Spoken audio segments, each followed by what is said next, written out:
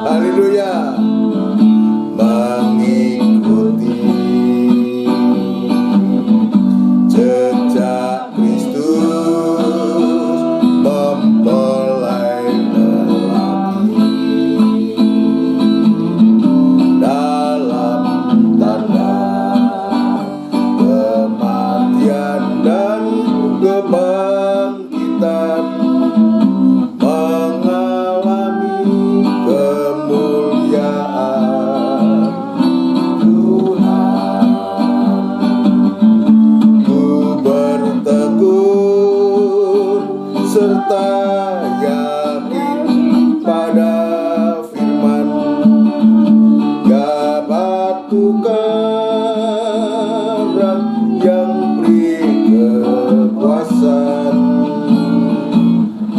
Ku bersandar pada yang kelihatan, tapi nyata oleh iman pada firman. Ku bertekun serta yakin pada firman. Ya batu karang yang beri kekuasaan. Ku bersandar pada yang tak kelihatan, tapi nyata oleh iman pada firman.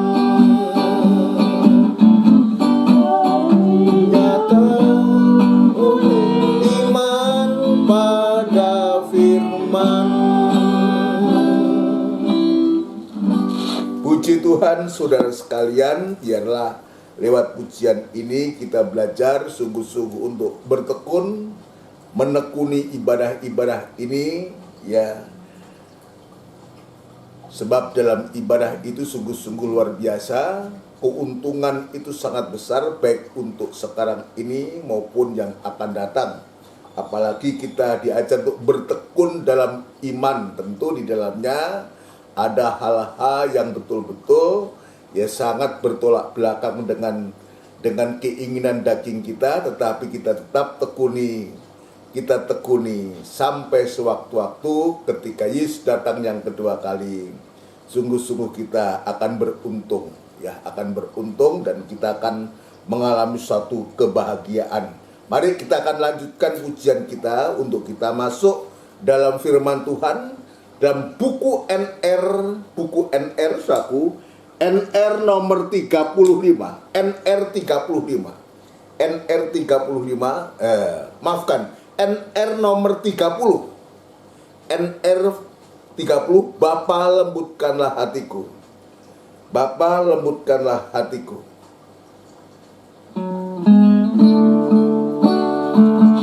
Haleluya. Biar kita memohon kepada Tuhan. Bapa lembutkanlah hatiku untuk dapat lebih mengasihimu. Bapa, bentuklah diriku untuk dapat menjadi saksi-Mu dan mengerti rencana-Mu di dalam hidupku. Jadikan aku semakin indah di hadapan-Mu. Terima kasih Yesusku, terima kasih Yesusku. Puji syukur hanya bagi Tuhanku. Terima kasih Yesusku, terima kasih Yesusku. Puji syukur hanya bagi Tuhanku. Bapa, lembutkanlah hatiku untuk dapat lebih mengasihimu. Bapa, bentuklah diriku untuk dapat menjadi saksi-Mu dan mengerti rencana-Mu di dalam hidupku. Jadikan aku semakin indah di hadapan-Mu.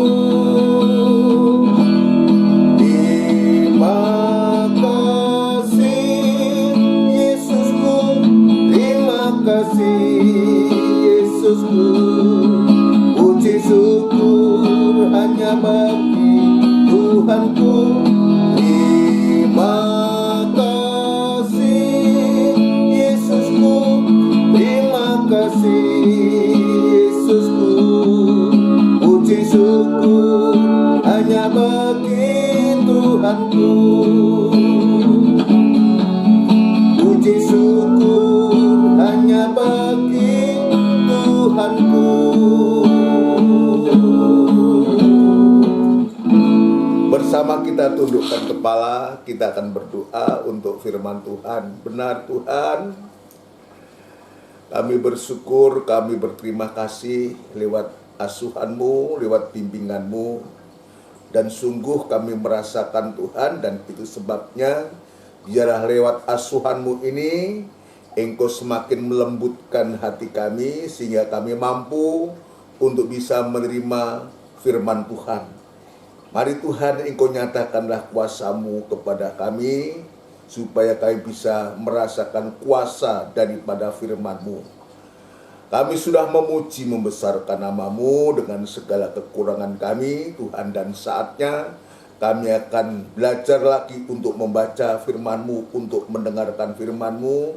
Ya Tuhan, Engkau menolong sekali lagi hati kami yang masih banyak kekurangan kelemahan ini, Tuhan jamah, supaya hati ini mampu untuk menerima firman-Mu Tuhan. Terima kasih, urapi firman-Mu dan urapi seluruh sidang jemaat-Mu Tuhan dalam urapan Roh Kudus-Mu yang suci.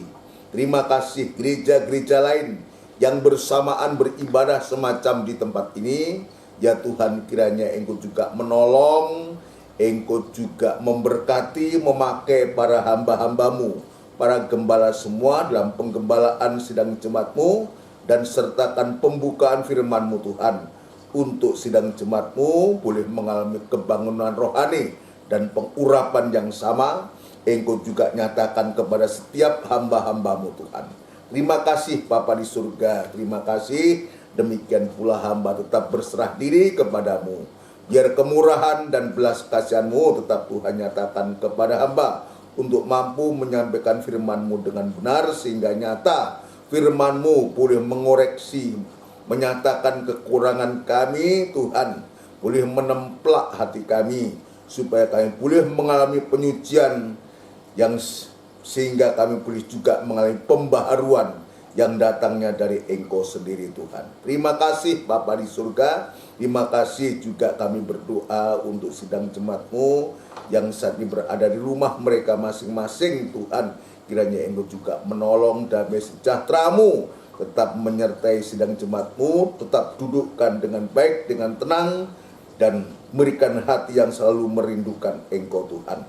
Terima kasih Bapa di surga. Terima kasih, kami sambut firman Tuhan di dalam nama Tuhan Yesus Kristus. Haleluya. Amin. Puji Tuhan, saudaraku yang dikasihi Tuhan. Ya, sebelum lanjut dalam pemberitaan firman Tuhan kembali, saya ingin menyapa kita semua. Ya, selamat sore, shalom, sejahtera Tuhan kiranya tetap dilimpahkan kepada kita semua. Dan kita bersyukur, kita berterima kasih jika di hari-hari ini Tuhan masih melawat, ya, mata Tuhan tertuju kepada kehidupan kita.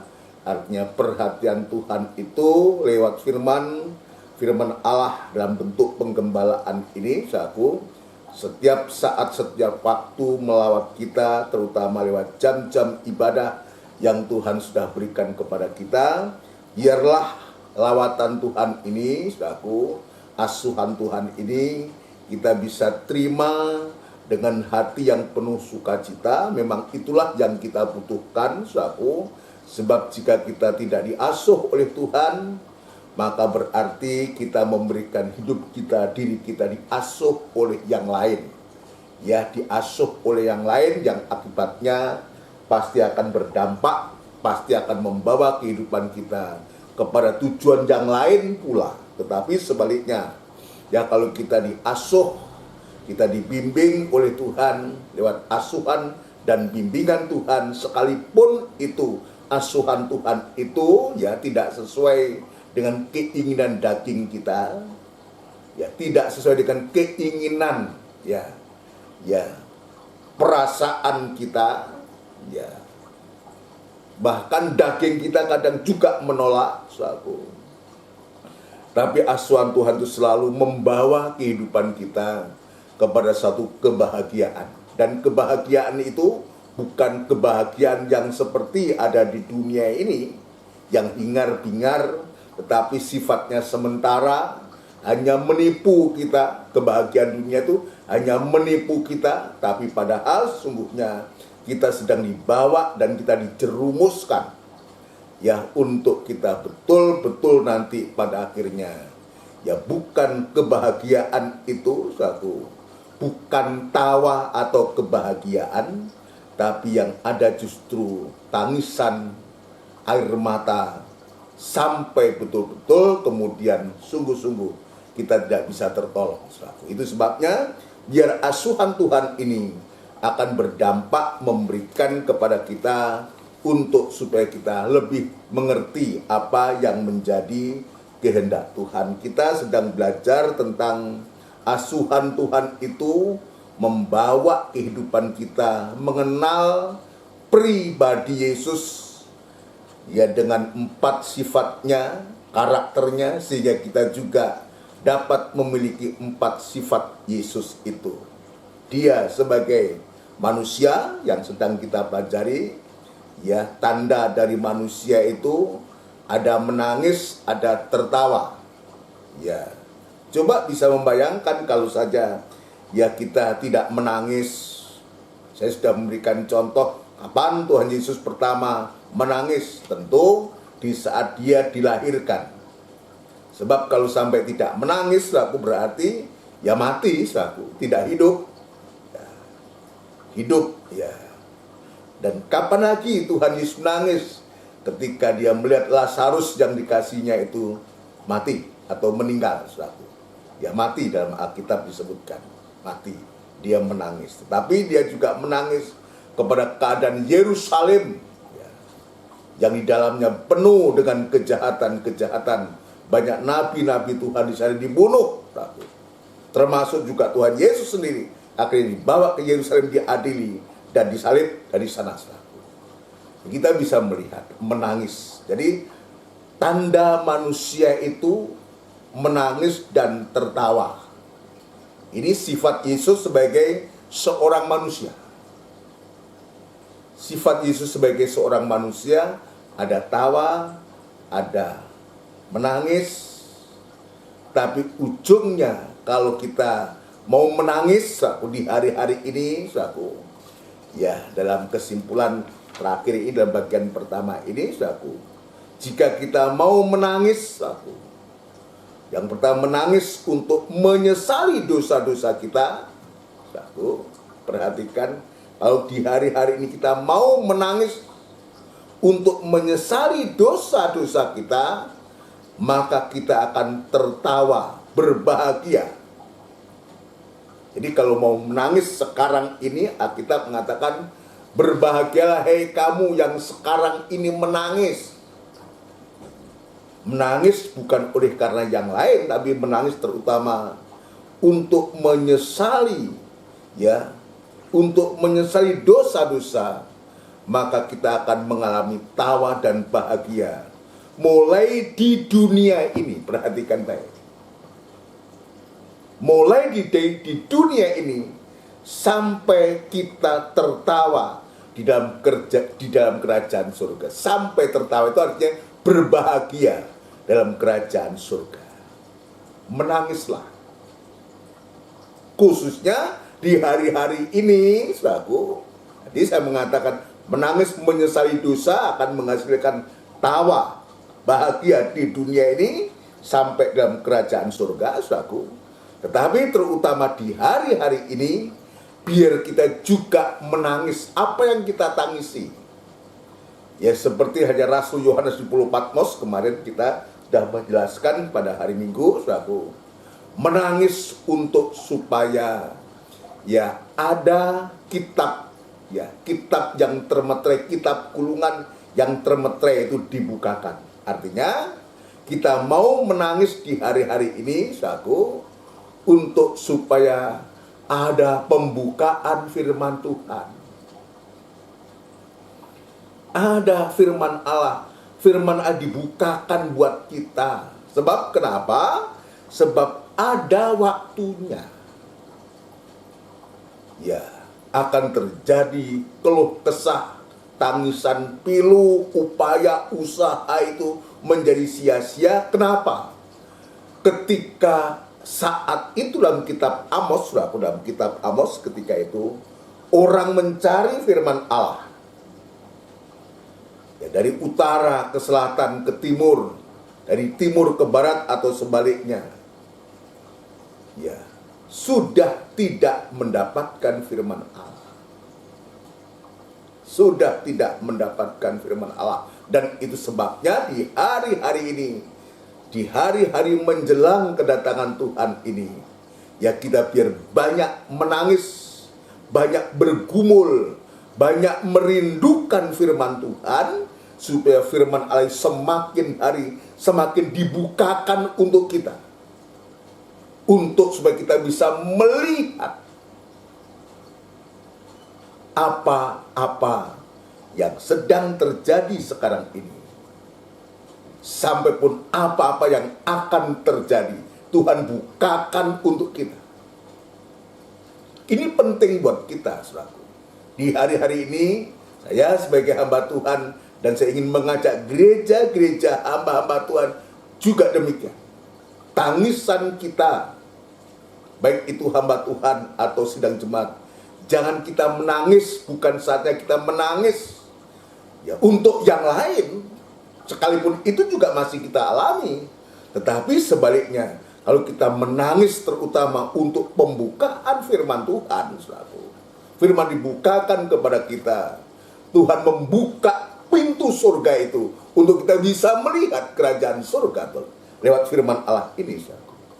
Dan saya yakin dan percaya maka Tuhan juga pasti membukakan pintu-pintu yang tertutup sekarang ini yang sedang kita hadapi.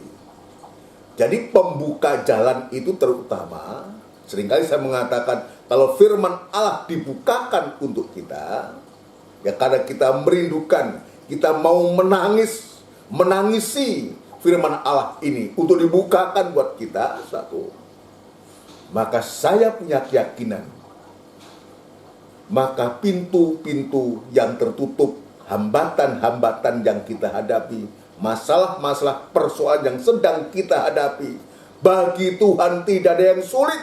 Kalau aku membuka, maka tidak ada seorang pun yang bisa menutup. Tapi sebaliknya, apapun upaya kita, tapi kalau Tuhan menutup pintu itu, seorang pun tidak ada yang bisa membuka. Ayo saudara sekalian, di hari-hari ini kita mau menangis, mau bergumul, mau menyatakan kerinduan kita untuk kita selalu merindukan firman. Itu yang terutama bagiku, tiap hari yang saya tangisi adalah Tuhan, berikan firman Tuhan, berikan firman-Mu, kasih dan roh-Mu. Tidak ada yang lebih dari itu. Itulah pribadi Tuhan. Kalau kita merindukan firman-Nya, kasih-Nya, roh-Nya, itulah pribadi Tuhan dalam Yesus Kristus. Kalau kita selalu merindukan pribadinya, ya sesungguhnya ya yang terpenting bagaimana kita bisa merindukan Dia. Dengan kata lain, ya kita bisa beribadah kepada Dia, bisa melayani Dia. Sesungguhnya saya meyakini itu, dan guru saya mengajar kepada saya ketika saya menjadi seorang pengerja, menjadi seorang sopir, yang melayani gembala sebagai seorang sopir, seorang pengerja, ya cukup lama. Saya banyak di situ belajar selama 12 tahun saya ya melayani Tuhan, ya menjadi seorang drivernya seorang gembala, dan saya banyak belajar tentang kehidupan dari gembala saya ini, dari guru saya ini. Dan salah satu dari nasihat kepada saya, dia mengatakan, urusan kita, Thomas, Yang penting bagaimana kita bisa melayani Tuhan, bisa menyenangkan hati Tuhan lewat pelayanan kita. Sedangkan kebutuhan kita, urusan kita, nanti Tuhan yang akan mengatur. Dan itu saya pegang erat sampai hari ini. Bukan hanya dipegang saja, tapi juga saya belajar untuk meyakini, mengimani nasihat itu. Dan itu benar. Dan itu benar. Kalau kita bisa mengutamakan firman Allah, merindukan firman Allah, saya sebagai hamba Tuhan nomor satu, yang saya minta itu adalah bagaimana firman Allah dibukakan untukku dan disampaikan kepada jemaat, untuk kebutuhan jemaat. Jadi firman yang saya minta dari Tuhan itu yang digumuli itu bukan untuk kepentinganku sendiri, ya, tetapi saya juga penting, juga perlu untuk itu. Tetapi tujuannya untuk supaya jemaat itu juga pada akhirnya mendapatkan suatu hasil dari pergumulan itu. Dan itu sebabnya saya sebagai gembala, sebagai hamba Tuhan, mengajak kepada jemaat semua, ya mulai dari yang terkecil sampai yang paling sepuh sekalipun, ayolah kita juga sama-sama merindukan firman Allah. Oh, jemaat merindukan firman Allah, Tuhan akan memberikan firman Allah itu melalui gembala untuk disampaikan kepada jemaat, sehingga jemaat itu terpelihara. Kenapa demikian? Supaya pada akhirnya tidak menangis. Tapi sebaliknya saya harus ngomong, tadi saya mengatakan menyesali dosa-dosa, maka kita akan tertawa, berbahagia. Sampai kita berbahagia dalam kerajaan surga. Tetapi sebaliknya, kalau sekarang kita tertawa, ya, kalau sekarang kita tertawa, apalagi tertawa dan berbuat dosa, sengaja berbuat dosa, senang-senang berbahagia berbuat dosa, saudaraku, maka hasilnya adalah nanti akan menangis di neraka sampai selama-lamanya. Amin, saudaraku. Ini bagian yang pertama dari penampilan atau sifat Yesus sebagai seorang manusia.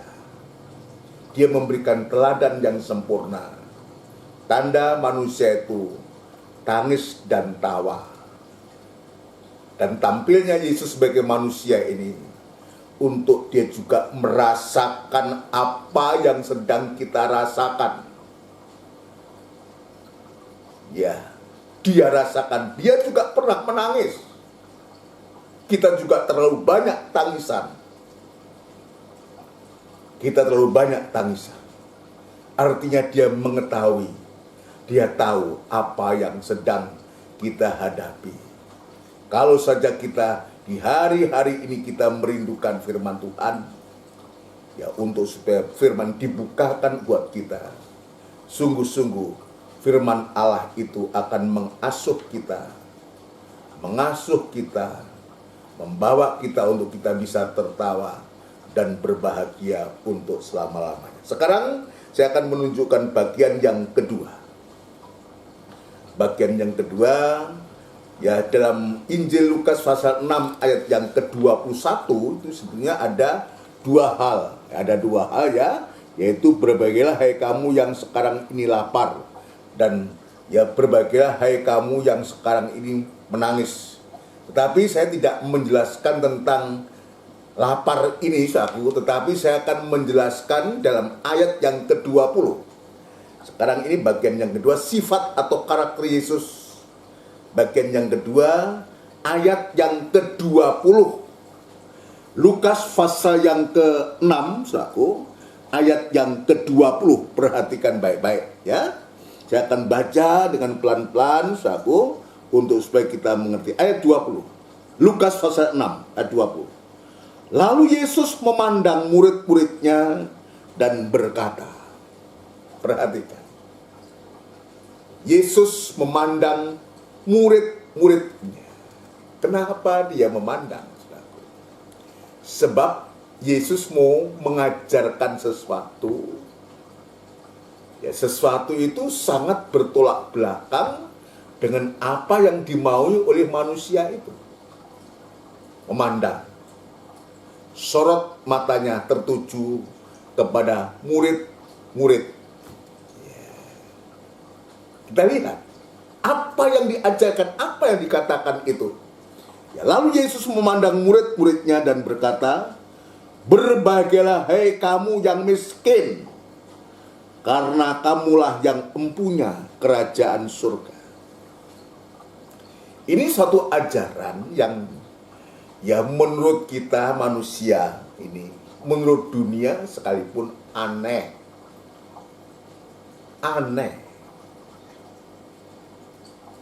Miskin kok berbahagia, itu nggak bisa masuk dalam akal pikiran kita. Tapi kembali saya teringat guru saya mengatakan begini, kalau miskinnya bahagia, apalagi kalau kaya. Jadi belajar itu bukan belajar untuk supaya menjadi kaya. Ya, saya belum masuk ya. Ini dia sebagai apa? Saya belum masuk. Saya ingin menunjukkan ini dulu. Ya, buat kita, tadi saya ingatkan, guru saya mengingatkan, kalau saja miskin aja bahagia, apalagi kalau kaya. Tapi kaya di sini nanti akan dijelaskan bukan kaya harta. Ya, bukan kaya karena uang, karena harta benda, nanti ada. Jadi disebut kaya itu apa? Ya, puji Tuhan. Miskin aja bahagia. Apalagi kalau kaya. Dan ayat mengatakan, kalau kita bisa menerima ya kebahagiaan karena kita miskin, satu. Ya, ayat mengatakan karena kamulah yang empunya kerajaan surga, kerajaan Allah. Jadi kalau kita bisa melihat di sini, satu. Ya, bisa melihat di sini, satu. Nanti yang memiliki, yang empunya, yang memiliki kerajaan surga itu adalah orang-orang, ya, ayat mengatakan ketika dia menghadapi kemiskinan. Miskin artinya tidak punya sesuatu. Tapi ketika dia tidak punya sesuatu, dia tetap merasakan damai. Tetap merasakan suatu kebahagiaan. Berbahagialah hei kamu yang miskin. Ini dasar pelajaran ini. Ya, ini sangat ditolak oleh dunia, ditolak oleh pemikiran kita ini. Pasti menolak. Orang sedang berlomba-lomba untuk apa? Untuk supaya bagaimana caranya untuk mendapat kekayaan di hari-hari ini. Ada yang menipu, ada yang korupsi, dan macam-macam cara untuk mendapatkan suatu kekayaan. Di hari-hari dunia ini, kita sedang dipertontonkan itu. Bagaimana banyak orang-orang sudah mampu, sudah cukup, tapi dia terpaksa harus menggunakan pakaian orange. Ditangkap KPK. Siapa dia? Justru pejabat-pejabat. Ini ngeri, saudara sekalian. Fenomena ini ngeri.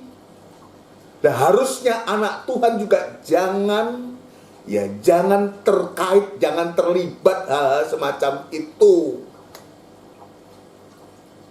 Ya, hanya gengsi karena hanya harga diri.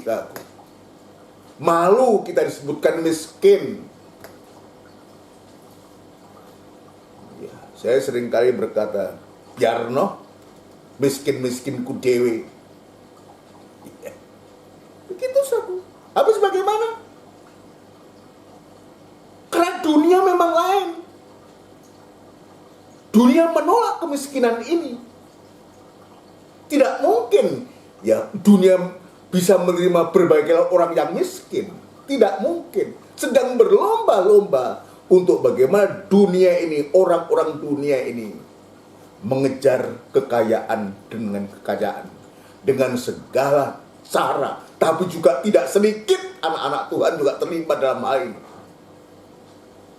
Hanya gengsi, harga diri, hanya ingin supaya dihargai, dengan segala cara untuk dia bisa mendapatkan sesuatu, harta benda itu yang sifatnya fana itu, yang nanti juga tidak pernah kita akan bawa itu.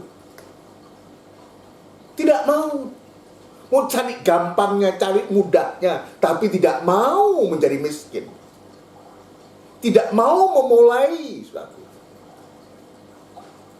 Ada yang lebih celaka lagi, ada yang sudah tahu tidak punya, atau Alkitab mengatakan miskin tapi berlagak kaya.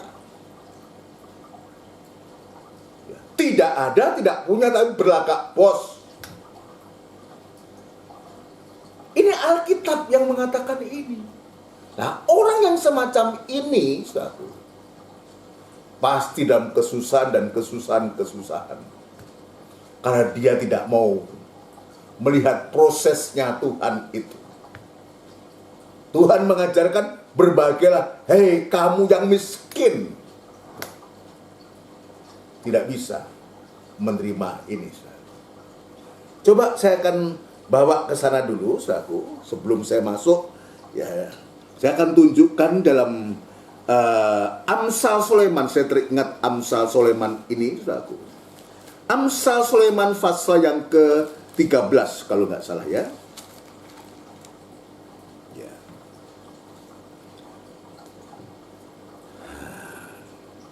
Saya ingin tunjukkan ini keadaan manusia di hari-hari ini. Sulit untuk kita bisa menerima ajaran Tuhan ini dan kecenderungan manusia itu seperti ini. Ayat yang ke-7. Amsal Sulaiman pasal 13 ayat yang ke-7. Ada orang yang berlagak kaya, guayane, saudaraku, kaya bos begitu, saudaraku. Iya. Tetapi tidak mempunyai apa-apa. Berlagak kaya, tapi tidak punya apa-apa. Plus banyak masalah di sana ternyata. Masalah banyak, bertumpuk-tumpuk masalah itu. Tapi lagaknya, gayanya, tampilannya, gaya hidupnya seperti orang kaya. Ini yang terjadi. Ada pula yang berpura-pura miskin, tetapi hartanya banyak. Ya, dia berpura-pura miskin itu maksudnya adalah, ya sekalipun dia kaya, dia biasa-biasa saja, tidak menampilkan kekayaannya, tidak memamerkan kekayaannya, biasa-biasa saja. Kenapa? Karena menyadari kekayaan harta benda itu hanya titipan, hanya kepercayaan Tuhan. Bisa nggak kita dipercayakan harta yang jasmani ini, harga duniawi ini, saudara? Dan ternyata banyak yang tidak bisa dipercaya. Banyak yang tidak mampu menerima kepercayaan Tuhan. Baru yang jasmani ini, bagaimana kita bisa dipercayakan firman Allah? Kalau yang jasmani saja kita tidak bisa dipercaya. Saudara sekalian, saya lanjutkan. Kekayaan adalah tebusan nyawa seseorang.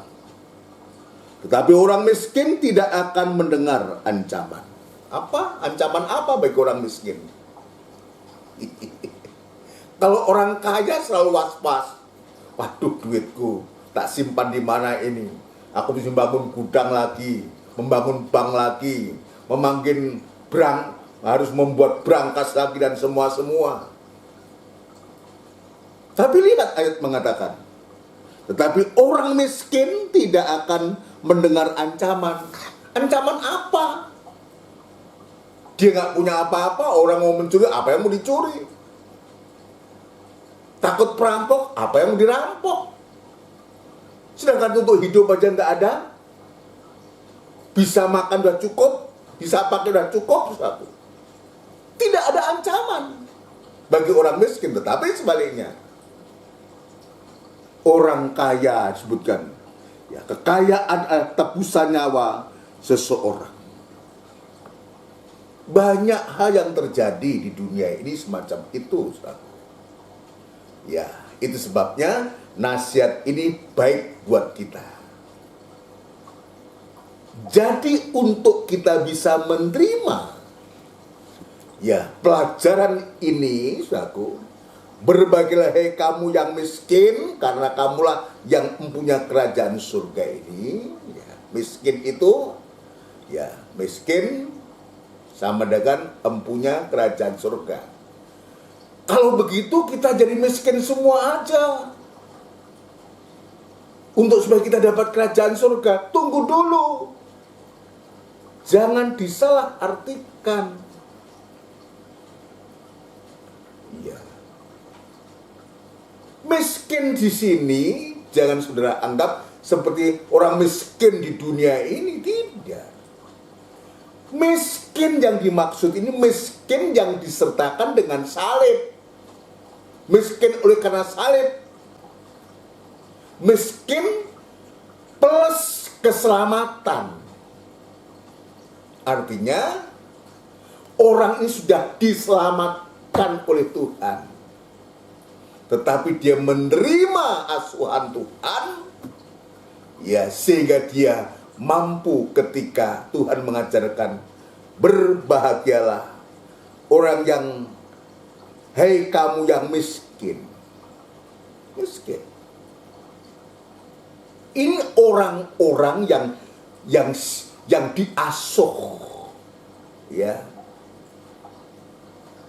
yang mampu untuk bisa menerima ajaran ini adalah hanya orang-orang yang mau diasuh oleh Tuhan untuk supaya kita bisa berpikir seperti Yesus berpikir, berperasaan seperti Yesus berperasaan. Artinya berpikiran salib.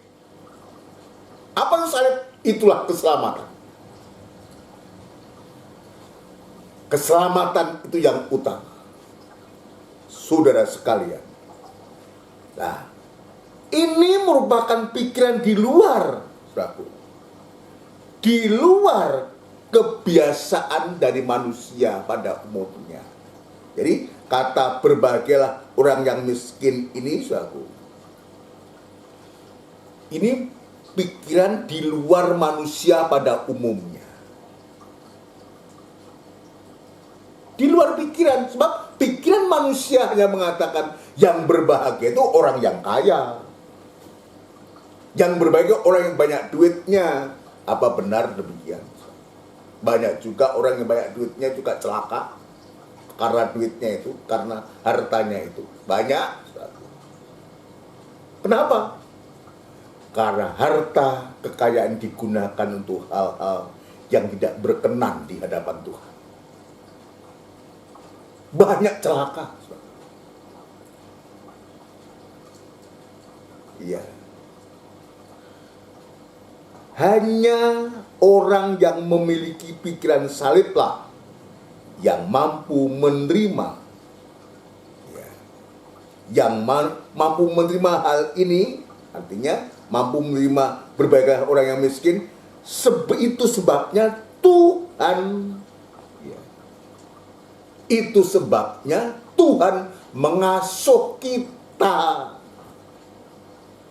Tujuannya untuk supaya kita bisa menerima. Ketika Tuhan mengatakan, berbahagialah hei kamu yang miskin, karena kamulah yang mempunyai kerajaan surga. Jadi kata miskin ini jangan kita artikan, oh kalau gitu kita miskin aja semua, toh nanti dapat kerajaan surga. Bukan. Kalau miskin tanpa keselamatan juga tetap nggak akan mendapatkan kerajaan surga, saudara sekalian. Tapi bukan berarti juga tidak boleh orang menjadi kaya. Oke, silakan saja. Tapi jangan kekayaan ini menjadi satu kebanggaan. sekalipun kita kaya, tapi biar kita menempatkan diri sebagai orang yang miskin di hadapan Allah. Sebagai orang yang miskin di hadapan Allah. Ini yang Tuhan tunjukkan kepada kita. Ya, itu sebabnya tadi saya mengatakan, kenapa Tuhan mengasuh pikiran kita. Kalau pikiran kita masih seperti pikiran manusia pada umumnya, yang mengatakan yang bahagia itu ya orang yang kaya, yang punya harta banyak, satu. Ya, puji Tuhan. Ya. Kalau pikiran kita masih seperti manusia pada umumnya, maka bisa saja orang beranggapan, perhatikan, ya, bisa saja orang beranggapan bahwa kita ini sudah menjadi gila. Kenapa? Gendeng dia itu, masa miskin bahagia? Orang kan menganggap sudah gila dia, udah gak waras itu. Itu yang Tuhan tunjukkan kepada kita. Sebab mereka akan berkata, bagaimana mungkin miskin kok bahagia? Saudara sekalian, ini saya akan tunjukkan. Bagaimana mungkin miskin kok berbahagia? Tapi firman Tuhan, apa yang diucapkan Tuhan itu,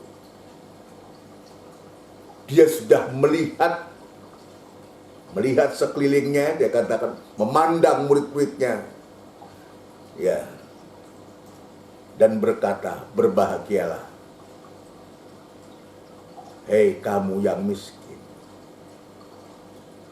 Dan ini, saudara, kalimat ini, berbahagialah, hei kamu yang miskin, ya, karena kamu yang mempunyai kerajaan surga. Ini menunjukkan atau menunjuk pribadi Yesus sebagai seorang raja miskin. Saya akan tunjukkan kenapa ini menunjuk kepada pribadi Yesus sebagai seorang raja.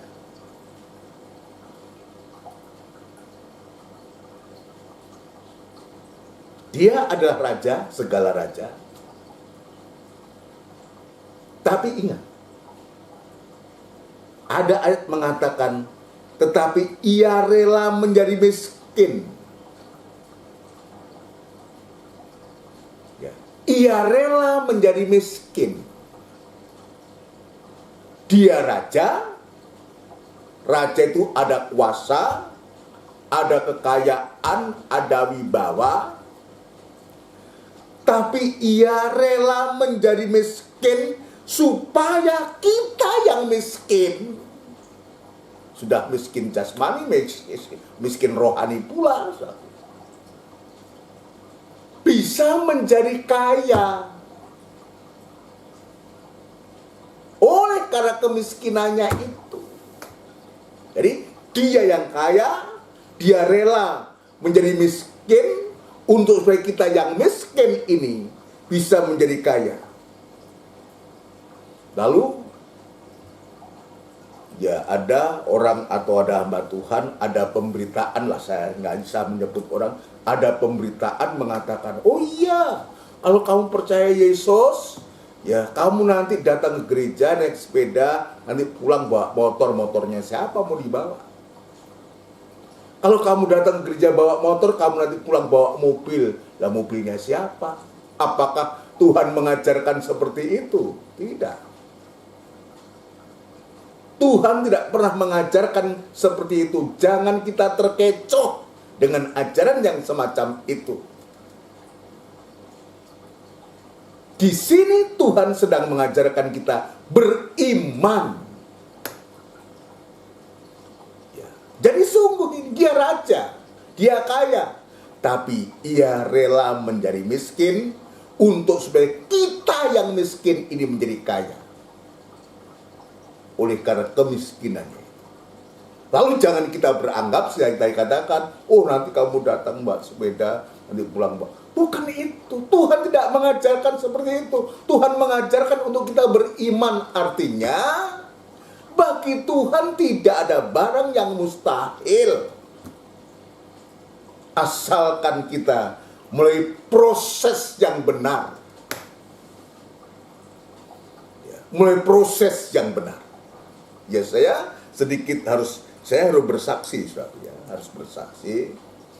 Ya saya sebagai seorang pengerja, saudara, saya dipercayakan, ya, mendapatkan kepercayaan, ya, menggunakan kendaraan, saudara. Kendaraan yang saya pakai hari-hari untuk pelayanan itu Vespa, saudara. Vespa Sprint, saudara. Ya, lama saya gunakan itu 20 tahun. Sementara saya melihat juga, ini yang saya belajar untuk saya tidak iri, tidak sakit hati. Ya, teman-teman yang masih baru-baru itu sudah dapat motor yang baru. Ya. Yang baru crash dari toko ini, saudara. Saya ini ya menggunakan Vespa ini, saudara. Ini dulu adalah Vespanya ya, Om I. Kalau saudara masih ingat orang-orang dulu Om I, dulu pelayanan perjamuan suci, ya juga tugasnya besuk-besuk begitu, saudara, ya kepada jemaat itu.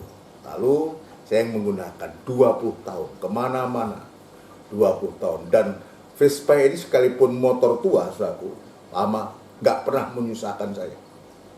Saya sangat terbantu dengan kendaraan ini. Bertahun-tahun saya menggunakan. Saya tidak pernah mengeluh, tidak pernah menuntut. Tapi ada teman saya mengatakan, "Wes aku sih ngomong lah gini. Nggak usah lah, semua ada saatnya kok. Nggak usah, saya bilang. Ya, dia lebih tua, jangan om, jangan, biar aja. Nggak apa-apa, ada saatnya. Tapi suatu ketika Tuhan juga tahu, sebab juga kebutuhan pelayanan, dan akhirnya ya lewat ya, Tuhan, ya lewat hamba Tuhan, saya ditanya begini begitu, dan saya katakan nanti ya KTP-mu serahkan ke si A begitu. Saya serahkanlah KTP itu, dan ternyata saya mendapatkan motor baru racing. Setelah sekian tahun, 20 tahun lebih saya menggunakan Vespa itu. Dan saya juga tidak mengerti. Hamba Tuhan itu mengatakan, ya apa Vespamu? Bagus om. Ya, saya nggak ngerti, bagus, selama ini bagus, nggak ada masalah. Lalu ya hamba Tuhan yang menjelaskan, saya suruh milih motor yang kayak apa. Ya sudahlah, saya yang sesuai dengan kebutuhan aja lah. Waktu itu saya memilih Supra X, ya, di zamannya itu keren. Lalu Vespanya hamba Tuhan, Vespa tetap kamu pakai. Ini untuk pelayanan juga untuk kamu dan anak-anakmu. Ya. Akhirnya saya terima satu. Ini semua ada saatnya. Tidak pernah menuntut, tidak pernah enggak. Kalau kita sabar, belajar untuk menikmati. Jadi berbagailah orang yang miskin, artinya kita diajar untuk menikmati ketika kita miskin, ketika kita tidak punya itu. Jangan kita mengeluh, jangan kita marah. Kalau kita sungguh-sungguh kepada Tuhan, tadi yang saya sampaikan, semua ada saatnya. Ya. Yang kedua, ketika itu juga berjalannya waktu, ya karena kebutuhan juga, saya tidak tahu, juga tidak pernah mimpi, tidak pernah minta. Dan Tuhan juga berikan kendaraan roda 4 sampai sekarang saya masih juga gunakan. Saat saya dibilang itu juga, saya juga sedikit ribut kepada yang memberi itu. Wah, ribut. Akhirnya saya dimarahi juga sama yang memberi itu. Kamu gak bersyukur gini. Bener juga. Nah pemikiran saya, waduh nanti pajaknya sekian. Nah memang betul pajaknya itu cukup besar, bagi saya sulit. Tapi akhirnya Tuhan juga menyadarkan saya, ya, kalau itu dari Tuhan, maka Tuhan juga pasti menyiapkan nanti untuk pajaknya, untuk ini itu, dan itu benar, saudara. Sampai hari ini tidak pernah kita telat untuk bayar pajak, saudara. Lalu yang terakhir, saudara, kita juga nggak pernah berpikir, saudara, untuk saya bisa mendapatkan rumah. Tuhan juga bisa memakai seseorang untuk Tuhan memberikan rumah yang sekarang saya tinggali di Siwalan ini.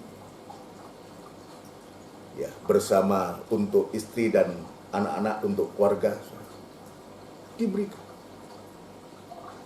Itu sebabnya dari apa yang Tuhan ajarkan ini, dan ini mengajarkanku, dan saya harus menyampaikan kepada kita semua, ayolah kita belajar untuk menerima asuhan, belajar berbahagia ketika kita diizinkan untuk kita miskin. Jadi miskin itu, kekurangan itu, itu sesungguhnya sedang mendidik kita untuk kita percaya, untuk kita beriman kepada Tuhan, bukan berharap kepada manusia. Berbahagialah, hei kamu yang miskin, artinya kita diajar oleh Tuhan untuk bisa menikmati ketika kita dalam kekurangan dan kekurangan. Ya, ketika anak saya yang pertama lahir,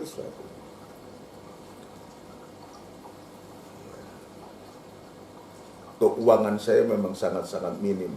Di tahun 95 itu, uang yang saya terima tiap bulan itu, ya saya tidak ingin mengecilkan, tapi justru dari apa yang saya terima ini Tuhan ajar.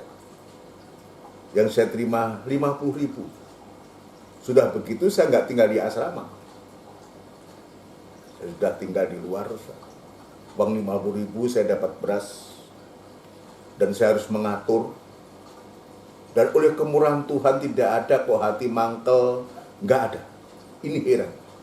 Sementara saudaraku, anak saya ini sejak lari procot nggak pernah ya minum ASI, air susu ibu, tidak pernah.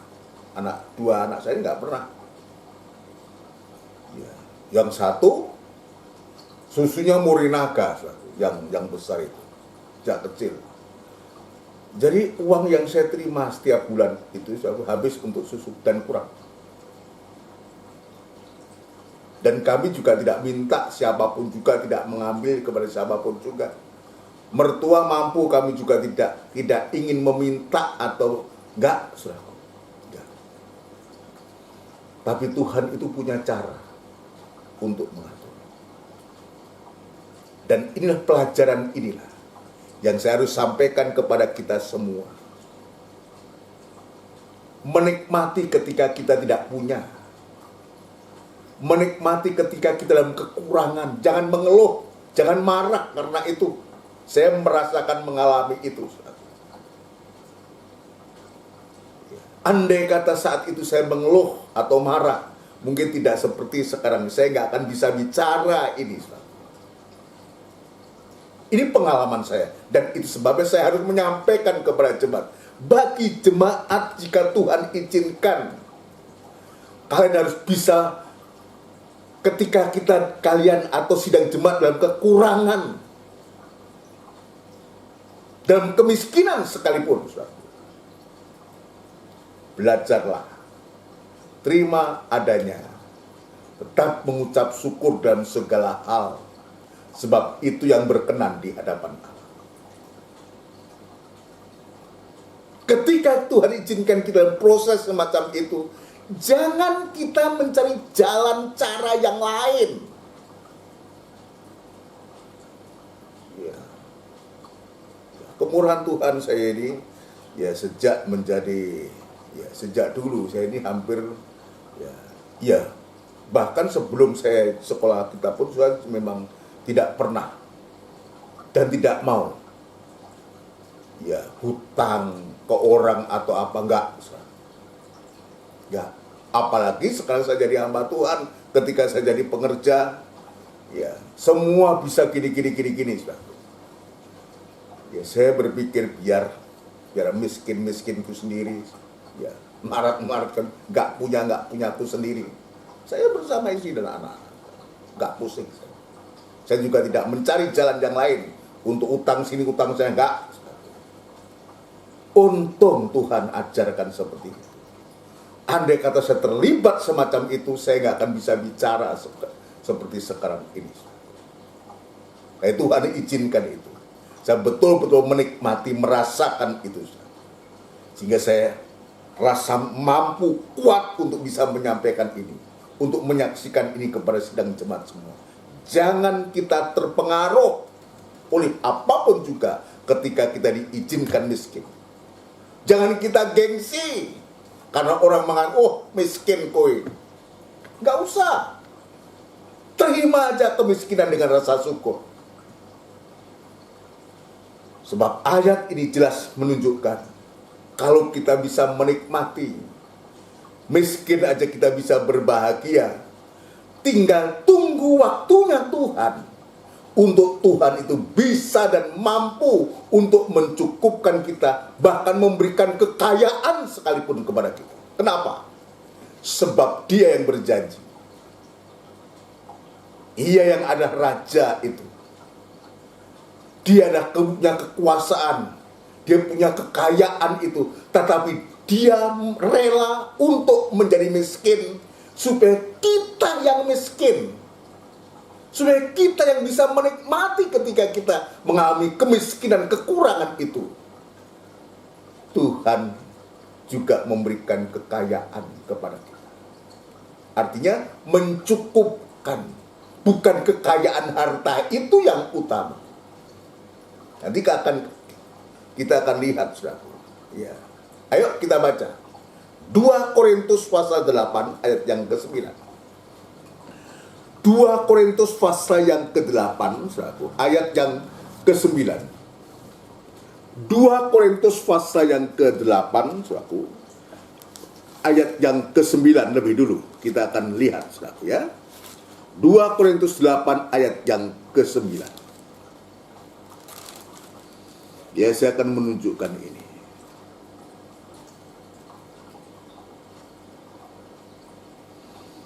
Ya. Berbunyi demikian, karena kamu telah mengenal kasih karunia Tuhan kita Yesus Kristus. Perhatikan, saya ulangi. Karena kamu telah mengenal kasih karunia Tuhan kita Yesus Kristus, bahwa Ia yang oleh karena kamu menjadi miskin. Ini perhatikan baik-baik. Bahwa Allah itu, bahwa Ia yang oleh karena kamu, ini kepada jemaat, kepada kita, ya, yang oleh karena kamu menjadi miskin, sekalipun Ia kaya, supaya kamu menjadi kaya oleh karena kemiskinannya. Ini luar biasa ini. Kita lihat contoh teladan yang begitu luar biasa. Ia yang kaya, oleh karena kita dia menjadi miskin, untuk supaya kita menjadi kaya oleh kemiskinannya. Nah itu sebabnya, saudaraku, jika Tuhan izinkan untuk kita, saudara sekalian, Tuhan izinkan untuk kita mengalami hal yang demikian, biar kita terima dengan hati yang penuh sukacita. Tetap kita bisa bersyukur. Jangan kita menggunakan akal pikiran kita. Miskin kok bahagia. Ya jelas kalau kita menggunakan akal pikiran kita akan begitu.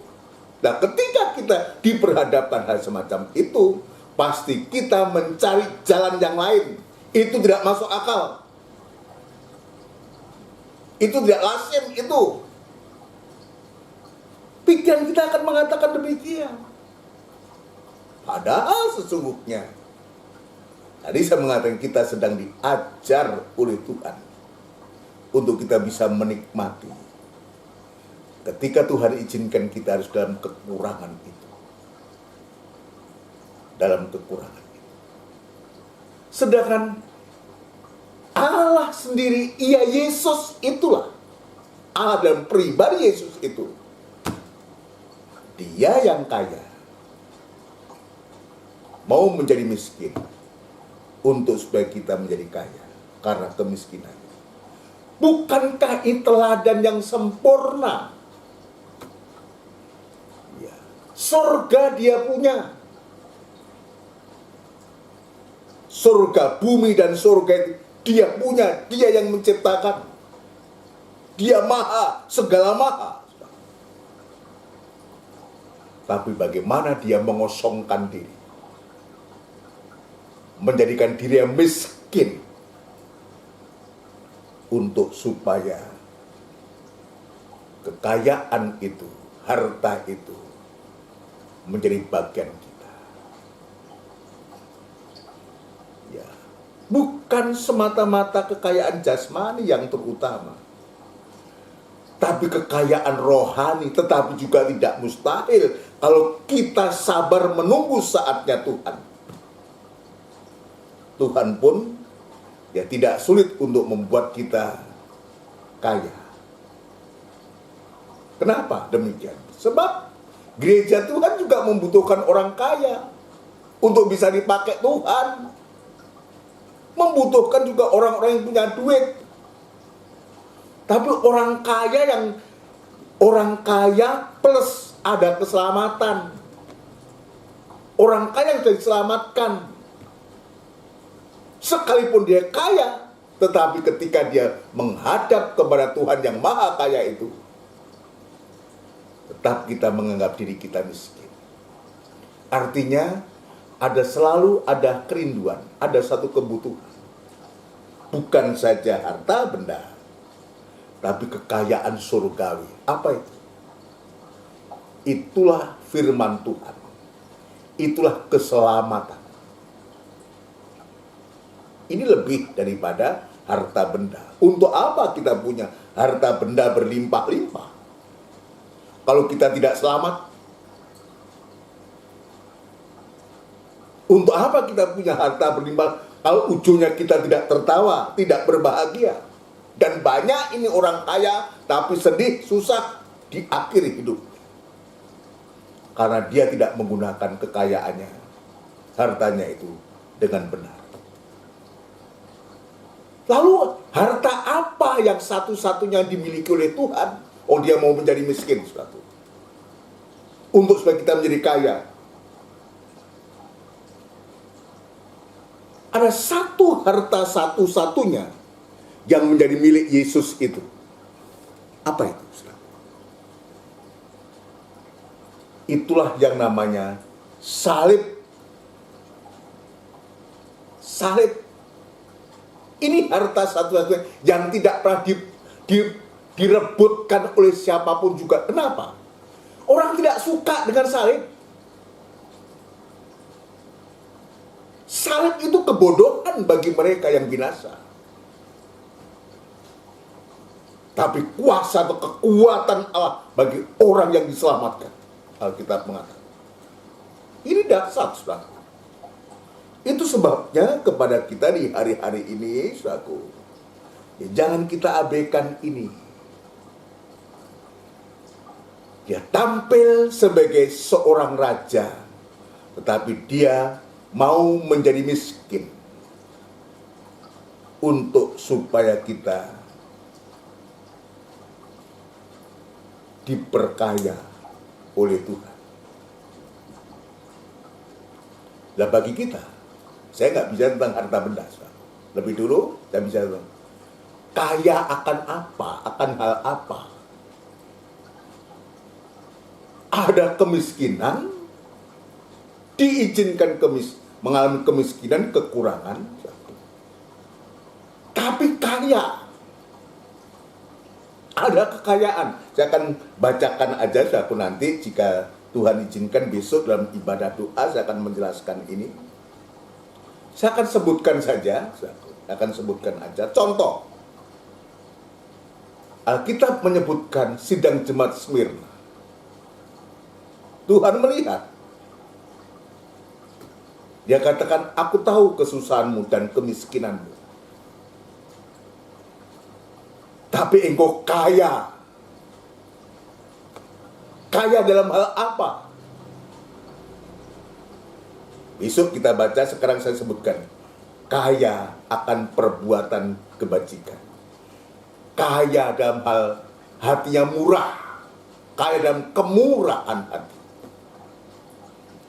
Lalu yang kedua, jemaat yang juga miskin. Banyak pencobaan. Ya. Haleluya. Itulah jemaat-jemaat di Makedonia. Makedonia itu wilayah, saudaraku.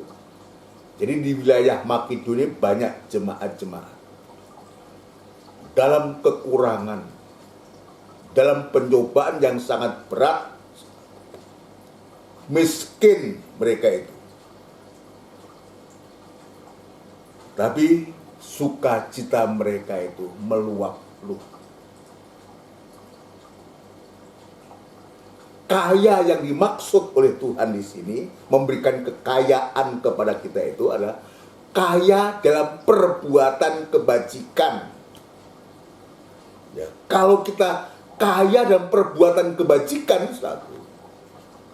berbuat baik, dalam keadaan semacam itu, jadi kalau saya melihat di sini, kemiskinan itu tidak mengurangi, tidak menjadi penghalang untuk seseorang itu berbuat baik.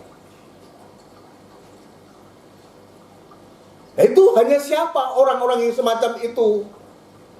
Orang-orang yang siap dan mau diasuh oleh Tuhan. Karena asuhan Tuhan itu sedang membawa kita untuk kita berpikir tentang salib itu. Dan itu sebabnya ketika Tuhan mengajar berbagai orang yang miskin, langsung dia tahu dan siap.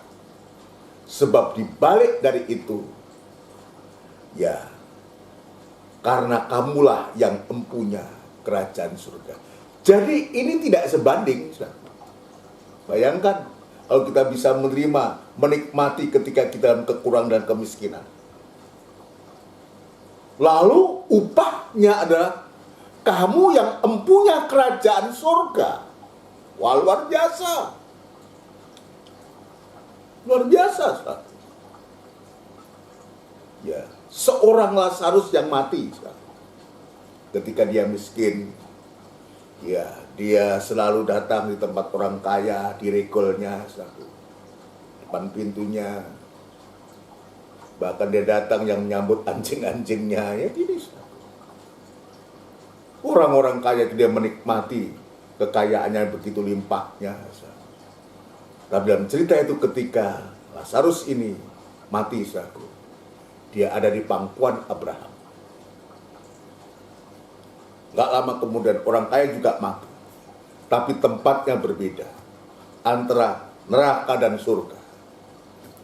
Dan sangat menderita, dia berteriak. Ya. Cucukkan air dalam jarimu, dan supaya aku mendapatkan satu kesegaran. Apa firman Tuhan mengatakan ketika kamu di dunia, sebagai orang kaya, kamu sudah bersenang-senang dengan kekayaan. Tapi Lazarus ini, dan kesusahannya, dan sekarang dia berada di pangkuan Abraham. Ini luar biasa. Ini luar biasa. Ayolah kita belajar. Kalau Tuhan izinkan kita dalam masalah, dalam kekurangan, dalam kemiskinan, jangan cari jalan yang lain. Belajar untuk kita bisa menikmati kemiskinan itu, menikmati ketika kita tidak punya sesuatu. Nanti dibalik dari itu pasti Tuhan menyiapkan segala sesuatu yang tidak pernah kita pikirkan. Ini yang jasmani saja. Apalagi yang Tuhan janjikan, ya dia sebutkan karena kamulah yang mempunyai kerajaan surga itu. Kerajaan surga itu lebih dari semua. Apa sih yang kita punya di dunia ini? Ya Tuhan juga bisa percayakan kepada kita. Tapi toh juga tidak akan kita bawa. Yang kita bawa adalah hati kita, hidup dan hati kita. Sampai kita bisa memiliki. Artinya kita bersama-sama dengan Tuhan. Surga itu tempatnya Tuhan bertata. Dia berada di sana. Artinya di mana aku berada, di situ pun kamu juga berada. Amin, saudara sekalian. Ayo kita agungkan, kita muliakan Tuhan. Kalau memang kita ada, ya saat ini kita mengalami koreksi templaan dari firman Tuhan, dan saya sangat diberkati oleh pemberitaan ini. Di hadapan kita ada perjamuan suci, tubuh dan darahnya Kristus. Kasih yang sempurna. Inilah salib yang sesungguh yang Tuhan sedang bawa untuk kita. Untuk kita bisa menikmati asuhan Tuhan ini. Untuk kita bisa merasakan menikmati miskin itu apa. Dan kerajaan surga itu apa yang Tuhan janjikan kepada kita. Amin. Mari kita akan melakukan pujian dari NR untuk kita menyambut perjamuan suci. NR 232, Agung dan Mulia Tuhan. Agung dan Mulia Tuhan. NR 232.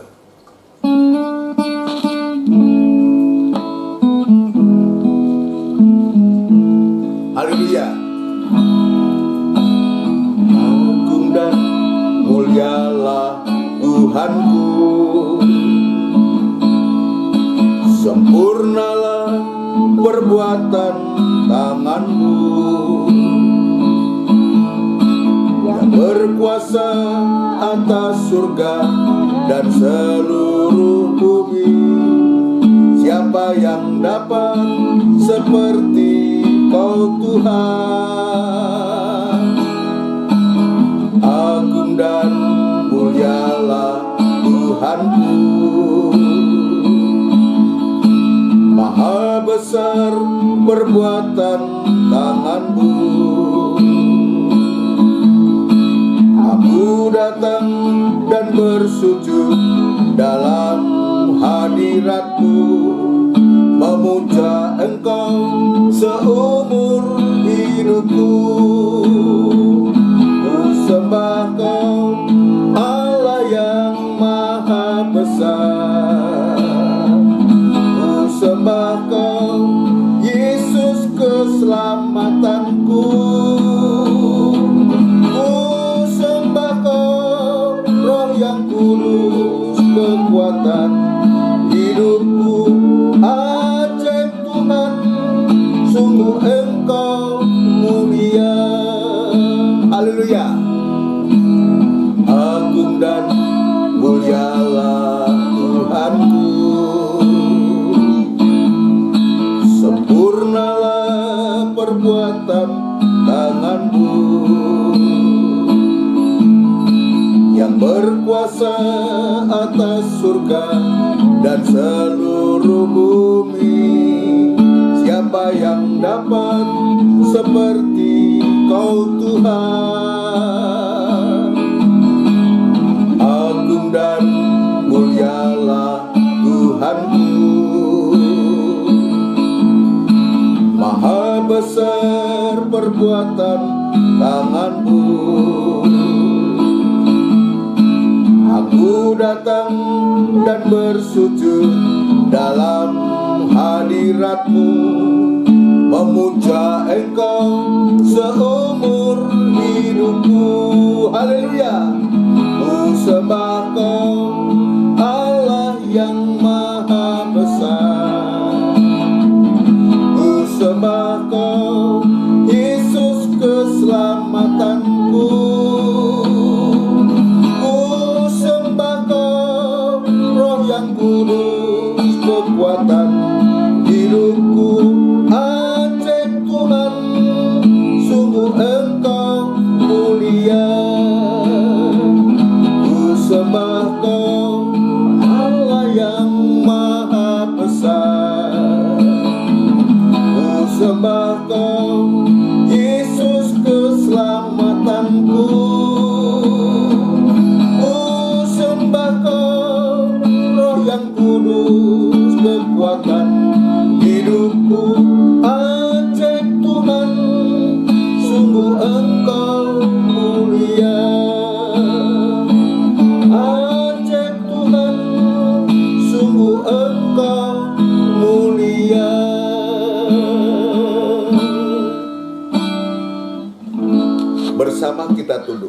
kepala, kita akan berdoa untuk perjamuan suci ini. Benar Tuhan, Engkaulah agung dan mulia, yang sangat layak untuk disembah dan dipuja Tuhan. Kami bersyukur, kami berterima kasih Tuhan.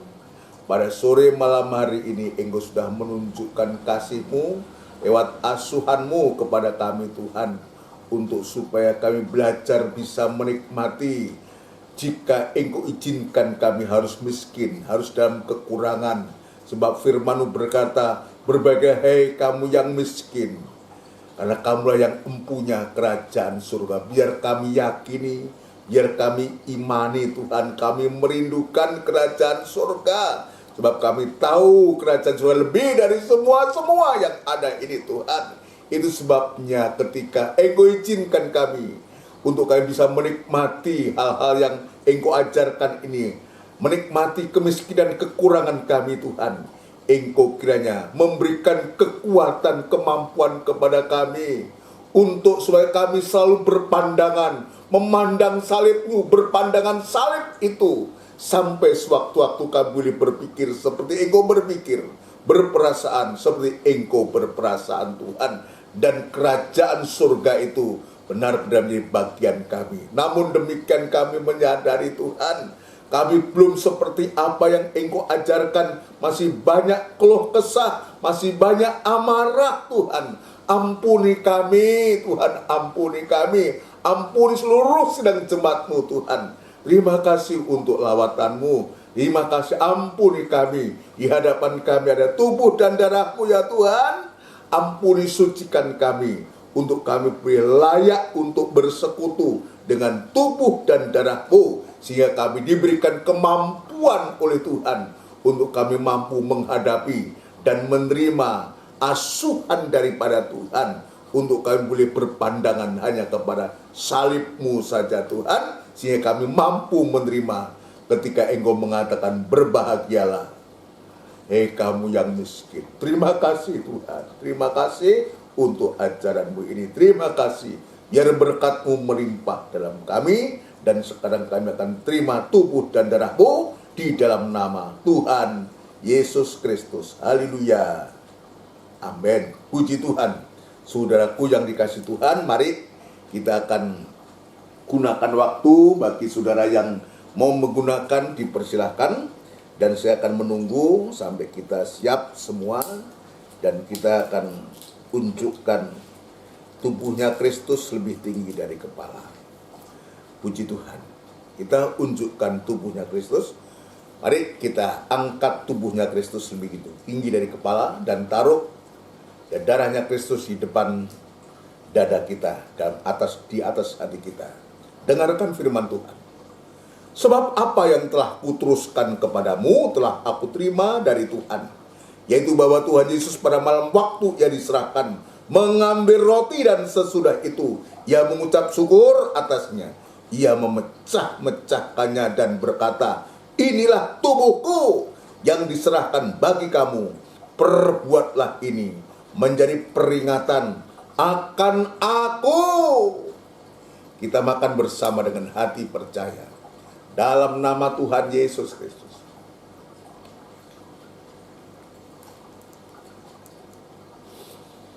Terima kasih Tuhan. Terima kasih Tuhan. Terima kasih Tuhan. Terima kasih. Unjukkan darahnya Kristus lebih tinggi dari kepala, dan taruh tangan kiri di atas dada. Dan dengarkan firman Tuhan.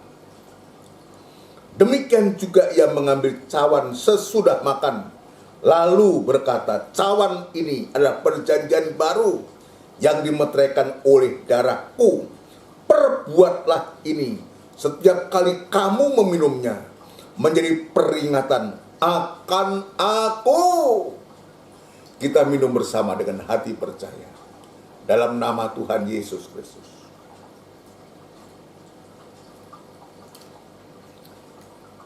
Haleluya. Angkat kedua tangan kita. Berikan penyembahan dan rasa ucapan syukur kepada Tuhan. Haleluya. Sebab setiap kali kamu makan roti ini dan minum cawan ini, kamu memberitakan kematian Tuhan sampai Ia datang kembali. Terima kasih Tuhan. Terima kasih untuk lawatan-Mu pada malam hari ini. Engkau sudah memberkati kami, mengerjakan hati kami Tuhan. Benar-benar Engkau menyatakan kekurangan kelemahan kami. Dan sungguh kami bersyukur Tuhan, Engkau sedang membawa kami untuk kami bisa mengerti apa yang menjadi kehendak-Mu Tuhan. Terima kasih Bapa, terima kasih untuk berkat-Mu yang melimpah ini, biarlah tersimpan di dalam hati dan memberkati orang lain, dan nama Engkau dipermuliakan. Terima kasih Bapa. Terima kasih, di dalam nama Tuhan Yesus Kristus kami alaskan doa dan sembahyang kami. Haleluya. Amin. Puji Tuhan. Saudara sekalian yang dikasihi Tuhan, demikian rangkaian ibadah dan PA yang disertai berjamaah suci ini. Tuhan sudah menolong dan memberkati kita semua, dan mohon perhatiannya kepada kita semua untuk diperhatikan jadwal ibadah kita. Besok ada ibadah, ya, ada ibadah doa dan penyembahan yang akan dimulai jam 5:30 sore tepat, saudaraku. Hari Kamis ada ibadah doa dan penyembahan, dan dilanjutkan nanti pada hari Minggu Raya, ya, tanggal 23 Januari, saudaraku, ya, jam 5:30 sore tepat, yang berkaitan dengan ibadah nanti akan kita umumkan pada ibadah raya. Dan untuk itu bagi sidang jemaat semua, ya, untuk bisa menggunakan waktu-waktu jam-jam ibadah yang Tuhan sediakan kepada kita. Puji Tuhan. Ya, tetap kita nyatakan kerinduan kita kepada Tuhan, terutama untuk firman Tuhan. Juga kerinduan kita untuk supaya kita bisa beribadah tatap muka, biar Tuhan menolong kita semua. Saudara sekalian, kita nyatakan kepada Tuhan, nanti kita akan berdoa. Ya, untuk sidang jemaat semua, kita juga tetap berdoa untuk saudara kita yang selalu kita doakan. Pemulihan dari Bapak Budiono, juga Tante Aniwarau, juga Bapak Mariono, biar Tuhan juga menolong. Ya, saudara Edo juga yang akan menjalani operasi. Ya, saya teringat saudara saudari Sinto yang besok, ya, dia akan menjalani operasi kembali, ya, untuk mengambil apa yang ada di dalam kakinya itu. Ya, nanti hari Kamis dia akan menjalani operasi, besok sudah akan masuk, ya. Supaya Tuhan juga campur tangan dan Tuhan bekerja dan Tuhan memberikan pertolongan. Nama-nama yang tidak kita sebutkan namanya, biar Tuhan yang mengetahui dimanapun, ya, sudah kita berada, tetap kita mendoakan, saudara, ya. Puji Tuhan. Mari kita akan akhiri ibadah kita dengan doa berkat. Kita tundukkan kepala. Tidak putus-putusnya kami mengucapkan syukur, terima kasih kepadamu, ya Tuhan. Kiranya Engkau menolong dan Engkau sudah memberkati kami, dan berkat-Mu ini tersimpan dalam hati kami dan menjadi iman, dan sungguh-sungguh kami praktekkan dalam setiap kehidupan kami semua. Terima kasih Tuhan, ibadah-ibadah yang Engkau sudah sediakan kepada kami, biarlah Tuhan kami belajar untuk menekuninya, sekalipun kami belum bertatap muka, biar Tuhan juga buka jalan untuk supaya kami bisa beribadah tatap muka juga Tuhan. Terima kasih Tuhan, terima kasih. Kami berdoa menyerahkan sidang jemaat-Mu, jangan biji mata Tuhan, biarlah kiranya Engkau tetap jaga, pelihara, lindungi, memberkati mereka, dari nikah, rumah tangga, usaha, pekerjaan mereka semua, masalah-masalah yang sedang dihadapi oleh jemaat-Mu, ya Tuhan, kiranya Engkau memberikan pertolongan. Tuhan temukan kesalahan, kekurangan dari sidang jemaat-Mu semua, Tuhan, Engkau juga mengampuni, menyucikan dengan kuasa darah-Mu Tuhan. Terima kasih nama-nama yang sudah kami sebutkan. Engkau juga menolong baik yang di rumah sakit, yang akan di rumah sakit, maupun perawatan di rumah. Tuhan, kami serahkan ke tangan-Mu. Engkau ada di sana, Engkau bekerja Tuhan. Kami yakin dan percaya bahwa kuasa-Mu tidak pernah berubah, dan itu sebabnya segala pekerjaan setan yang coba mengganggu, merintangi, menghalang-halangi anak-anak-Mu semua Tuhan, kami sehati panggil nama-Mu yang penuh kuasa untuk mengusirkan segala pekerjaan setan itu di dalam nama Tuhan Yesus Kristus, darah Kristus yang berkuasa. Terima kasih Tuhan, terima kasih. Terima kasih, kami juga tetap berdoa Tuhan untuk pekerjaan Tuhan yang Tuhan percayakan, khususnya kepada hamba-Mu, juga kepada hamba-hamba Tuhan yang lain dimanapun mereka berada. Biar Tuhan juga menolong, memberkati, terutama berikan firman-Mu Tuhan. Terima kasih bangsa dan negara kami, Republik Indonesia yang kami cintai, ya Tuhan, kiranya Engkau menolong para pemimpin kami, Bapak Presiden, Wakil Presiden, jajaran Menteri, pejabat tinggi negara di pusat, di daerah, TNI Polri, bahu-membahu Tuhan, untuk menerima amanah ini yang dari Tuhan lewat rakyat Indonesia ini. Itu sebabnya memberikan hikmat marifat-Mu Tuhan, untuk supaya kebijakan-kebijakan yang diambil oleh pemerintah ini benar-benar bermanfaat untuk seluruh rakyat Indonesia ini. Terima kasih Tuhan, terima kasih. Terima kasih, kami masih menghadapi pandemi corona ini Tuhan. Varian apapun juga, biar Tuhan juga menolong melindungi kami semua. Terima kasih Tuhan, kami rindu ini segera tidak ada dan kami bisa leluasa beribadah kepada Tuhan. Sebentar kami akan berpisah, akan beristirahat malam, kami menyerahkan hidup kami ke tangan-Mu. Terima kasih Tuhan. Saudaraku yang kekasih, biarlah rahmat anugerah cinta yang besar yang datangnya dari Allah Bapa, Sang Putra dan Roh Kudus yang sepenuhnya di dalam nama Tuhan Yesus Kristus memberkati, menyertai kami sekalian mulai saat ini sampai Maranatha, Yesus datang yang kedua kali. Terima kasih Tuhan, terima kasih di dalam nama Tuhan Yesus Kristus. Haleluya. Amin. Amin. Puji Tuhan, saudara sekalian. Ya, salam sehat buat kita semua. Ya, amin.